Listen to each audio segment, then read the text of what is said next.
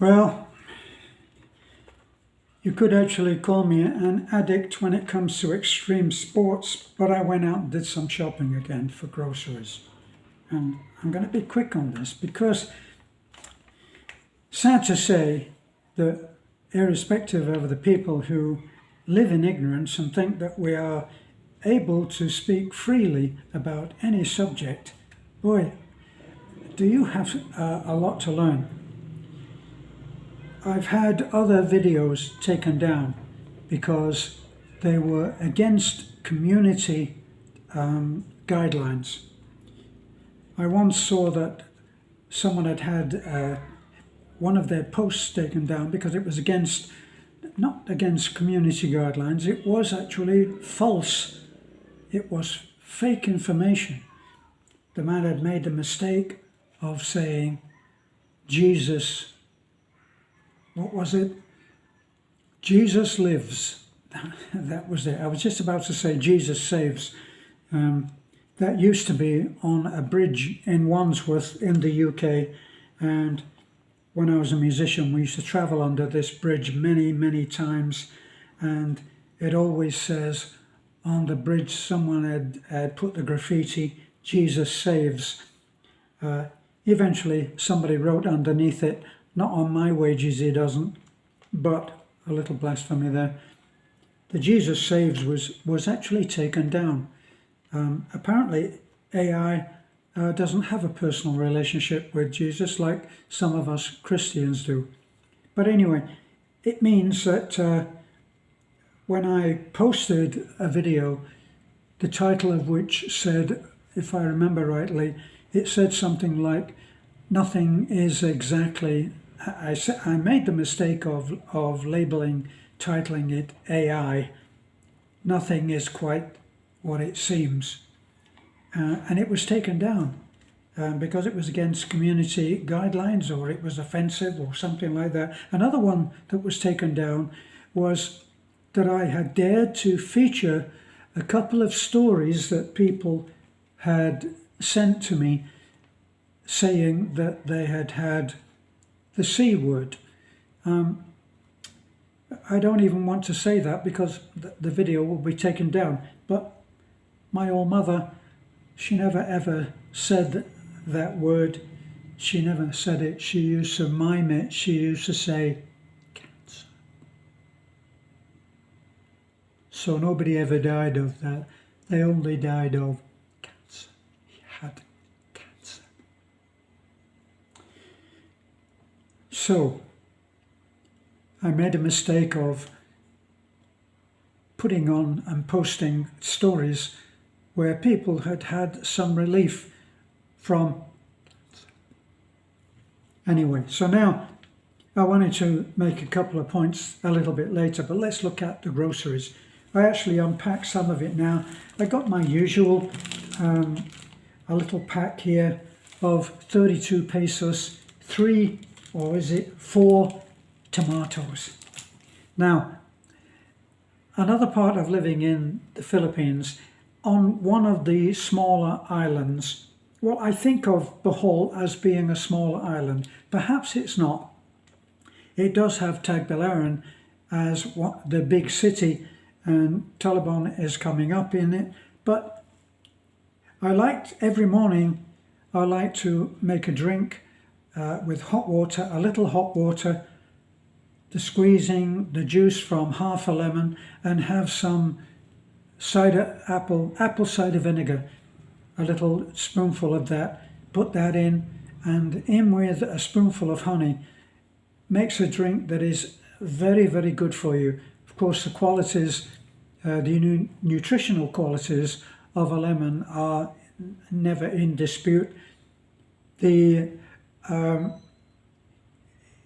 qualities, the healing qualities of apple cider vinegar, some people seem to say that they're not so good. I find it's a natural antibiotic. Once, when I had an abscess on the tooth, I actually used to gargle with obviously diluted apple cider vinegar. And when I told the dentist this, she said, yes, it's a natural antibiotic. But they haven't had lemons in the store for a week or so now. Went today and I was able to buy 6 lemons. Problem with this is that it's not like buying a can of baked beans, where if they run out of stock and then they come in and you can't go in and buy 2 dozen cans, can't go in and buy 2 dozen lemons, can you? Because they don't last long. Another one. This, I like to buy this for Beth as a little treat. It says 66 pesos, so 66.75. Now I actually put a ring around something here. It says seedless, let me see, seedless grapes 68, and yet a pack of pork bones was 102. So the difference between 68 and 102. Now 102 for that pork bones means that you can make a healthy meal full of protein with a good broth, and you put that with a little vegetables and rice, and you have a very tasty meal. That's what we have often when we have dinner at home and Beth cooks. She's not a cordon bleu cook, and we eat very plain meals, and that is a full meal, often with some left over, and we even feed the dog from the table. Terrible habit, I know, but we feed the dog with tidbits from that, apart from other stuff that we give him, of course. So I'm looking at it now. I should have put the light on, but it seemed that on camera the light was quite good. So 102 for pork bones. Another pack of pork bones was 110, another 112, and a larger pack, a big pack, it says, was 120. Lemons were 102. Trying to show you that when everything has to be imported, the stuff that is imported often doesn't bear any relation in terms of quality and price to the stuff that is available here. So obviously the pork bones that we buy are available here. I think Alturas has a farm where much of this comes from the farm. So you've got that. So they got that, and here's what those packs look like. This is one of the smaller ones, but it has a lot. There's a lot in there. I'm actually working out a lot more these days, and I'm trying to put on a little weight, but I want to try, of course. Anybody who is trying to get a little bit on the weight side wants to put on lean meat, lean muscle, I should say, same thing. So I am actually trying to eat a little bit more meat.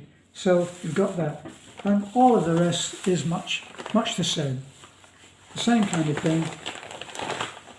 You take a bag from the little stand, and you fill it with as much meat as you want to, and then you take it up, and a lady puts it into the weighing machine.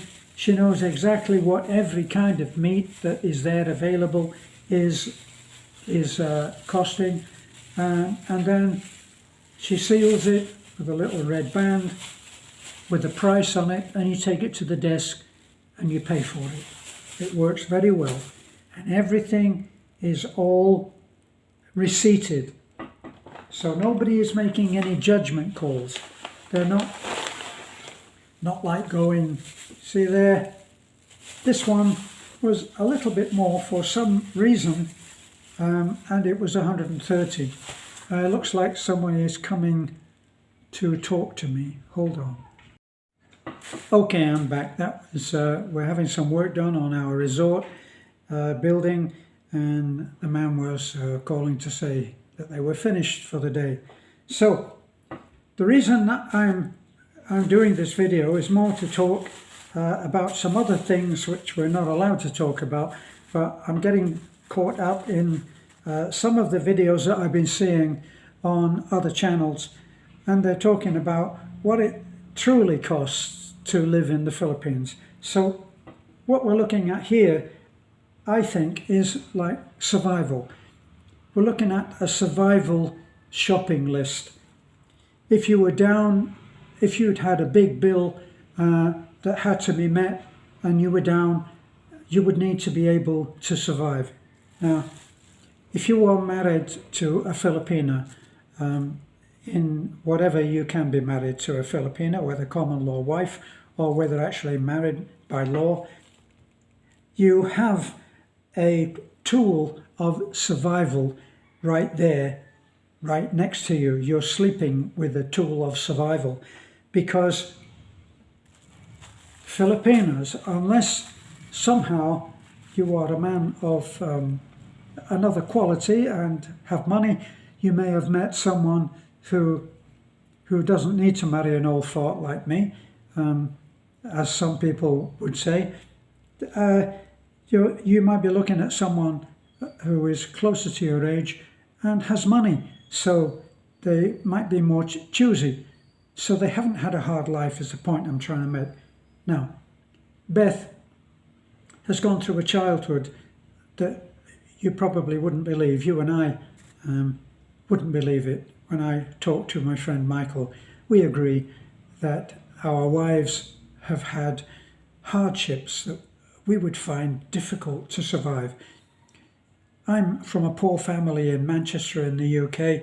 I never had a childhood of great abundance. Sometimes my mother would help us to survive for another day by sending me to the bookies, an illegal thing in those days in my childhood, with a bet which would be sixpence each way. Sixpence, a very, very small coin, but it would be enough when she won, and she was very good at the small bets, and she would send me with the bet, and I would go to a back alley where the bookie was operating quietly and quite illegally out of an air raid shelter, which also takes me back and dates me. Every house had an air raid shelter in those days. So I knew hardship, but not like Beth has said, where she actually went hungry, and all for the cost of a few pesos, which would buy a meal. Now, if you look at these two items, this is a pack of grapes. Now, a pack of grapes are very nice to have, very nice on the tongue, isn't it? It pleases the mouth. But this is not a whole lot more, and it's meat and would certainly be the envy of a lot of families in the Philippines, or certainly in our little island. Look at the difference in value of the rice, of this, which you can do without, and this, which would feed a family of probably of 2 or 3 or even 4. Someone said that they thought that a family in the Philippines needed a certain amount. I think the thing was about 10,000 pesos. Believe me, in our work, in our mission work, where we've helped families who live on the poverty line, having 10,000 a month, I meant 10,000 a month coming in, would be a dream yet to be realized. So what we're looking at is the ability to survive, as opposed to living in luxury. And I've heard people say that you can't live on 5 or 6 or they named a figure of $1,000 or $1,500 that you would need in order to live some kind of reasonable life. It really does depend on what your standards are and what you consider a good life. When we talked about this on one of our videos before, we talked about the problem, or certainly what people said was the problem, of marrying a Filipino who was only after your money, such as it was. When I came over, I would have to be saving up just to be broke. I had my pensions, which are pitifully small, and that was the basis upon which Beth and I got married. I knew that we could live very modestly without having to work, and that was what my offer was on the table, and that was what was offered. Since then, we've worked very, very hard for 10 years, and what we have now is the result of a partnership in which both of us have contributed, let's say 50%.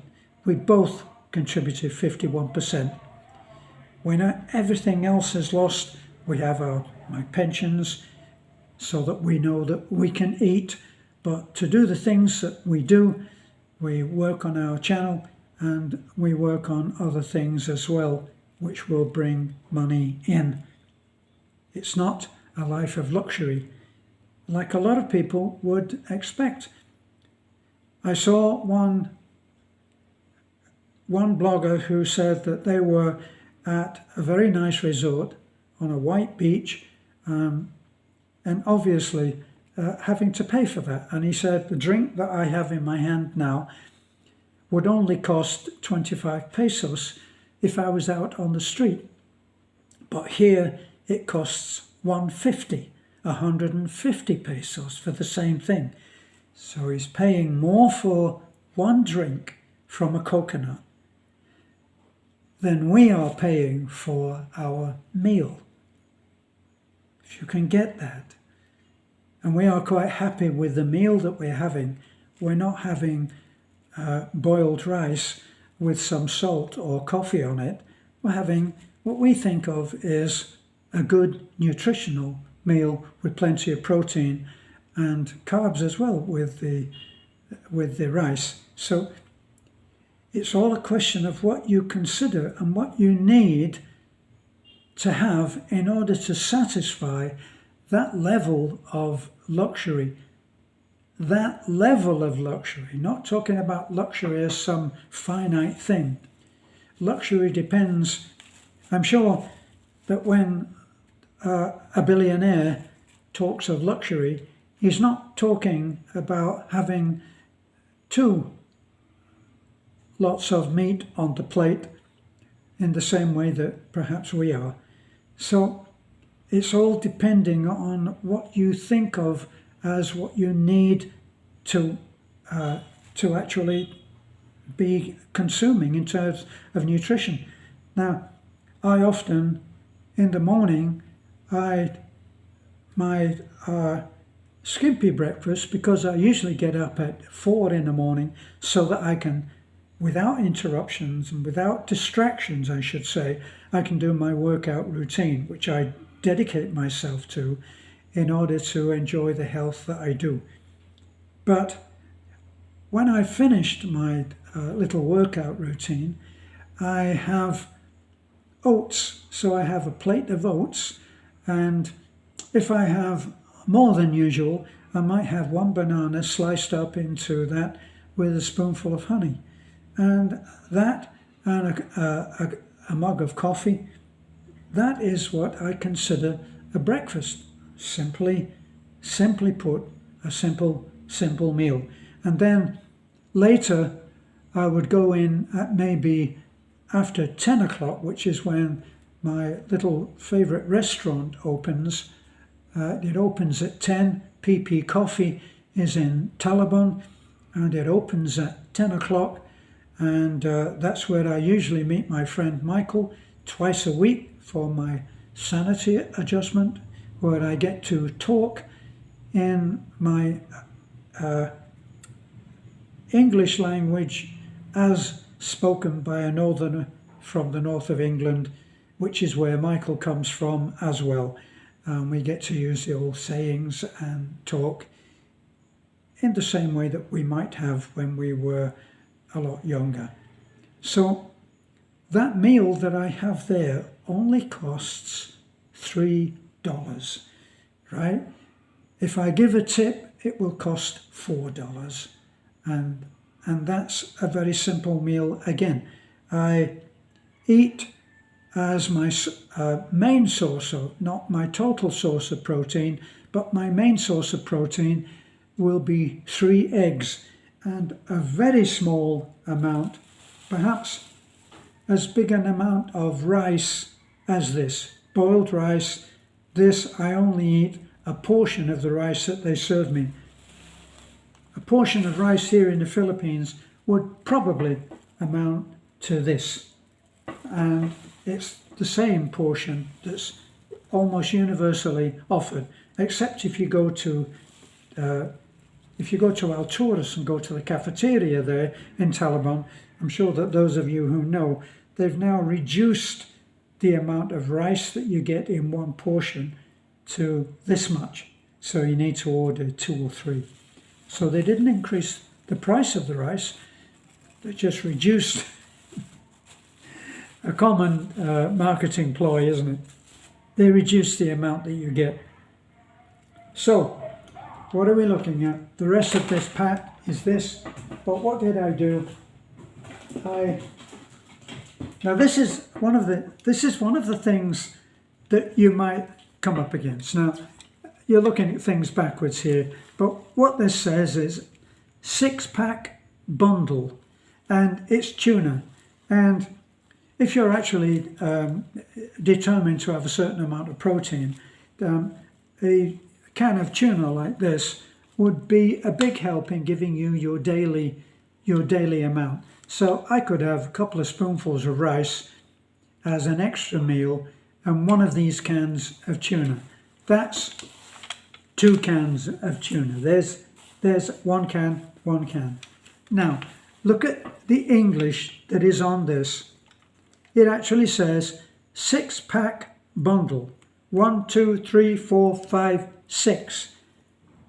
Buy 6, save 6.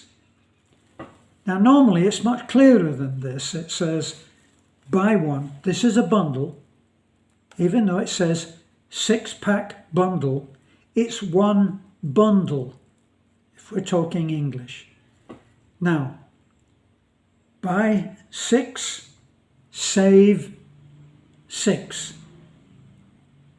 That to me implies at least that if you're buying this 6-pack bundle, you're going to save buying another 6. It didn't work out that way. Not even when I got to the cash desk where it's on a computer. If it's a buy 1, get 1, right? BOGO. So this is one of the little misunderstandings that you might have to navigate if you're here. So that there. So this, I got dishwashing liquid. Now they have finally, they're starting to, instead of having sachets, well, they can't really have sachets of dishwashing liquid, so they've had to put it into bottles, and now they are putting it into bigger bottles for a little bit more, telling you that you're going to save 25 or 30%. What are they saying here? Well, they're not saying anything like that, but what they're giving is a hot oil keratin treatment, whatever that is. Beth will probably afford that. So what else? The usual canned corned beef. Am I looking? Corned beef. Now, one of our subscribers laughed about this, about the Irish Spring. And when I went, I'm looking, and there are shelves on shelves of soap.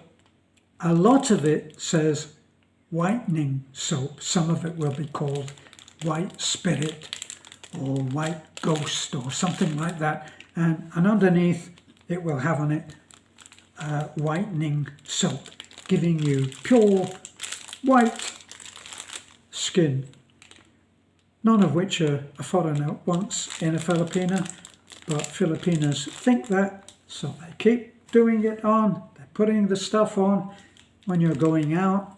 The usual thing is to have baby powder sing into the and then they're doing all of this, and no matter how many times you say, darling, you don't have to have that strange white skin for me.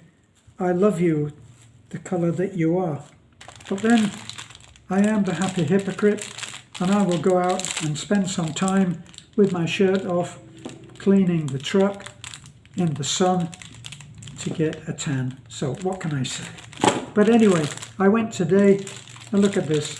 It's not in a little box, so it's a little bit smaller than I usually get. Irish Spring. And one of our subs said, Irish Spring. Said, my Filipina, when we come home to the Philippines after a trip, she has a suitcase full of Irish Spring. Well, you can get it here. Okay, so what else? I think that's it.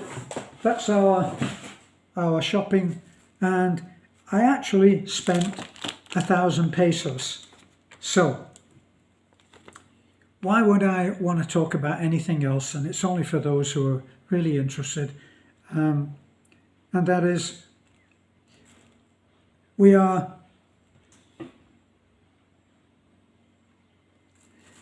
I feel that we are now negotiating a different kind of language.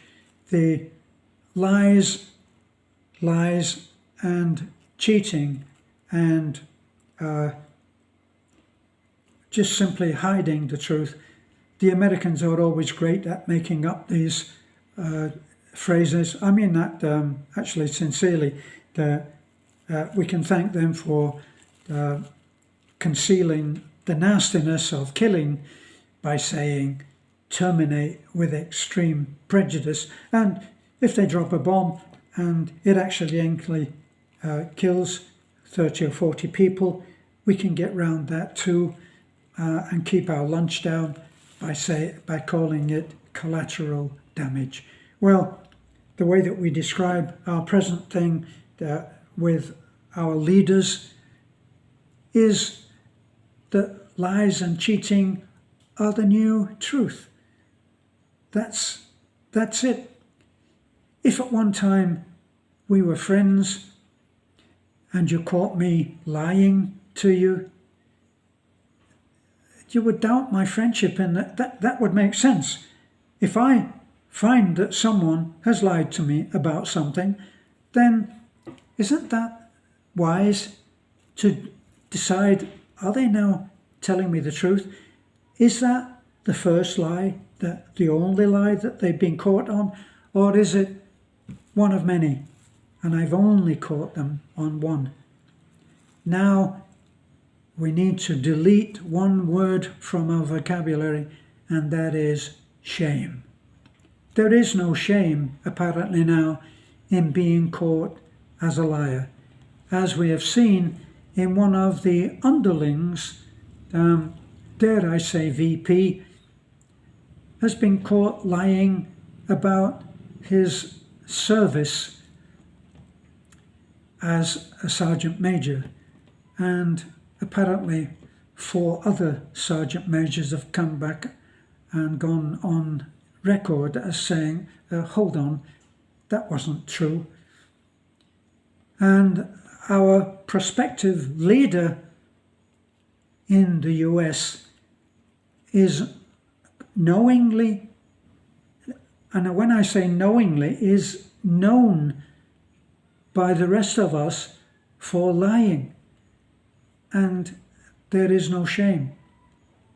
So now we have to be on the guard about that, which takes me back to the video that I made where I said that nothing is quite as it seems, and say that we can't believe anything. It's turning out that the conspiracies, the conspiracy theories that are rampant or were rampant and dismissed as theories are rapidly, one after the other, proving to be true. And I better get off now before I, as President Biden said, don't ask me because I might tell you what I really think.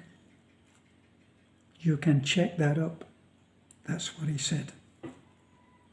Thanks for looking in. Please share if you know someone who needs to know important stuff about groceries. And I thank you for watching.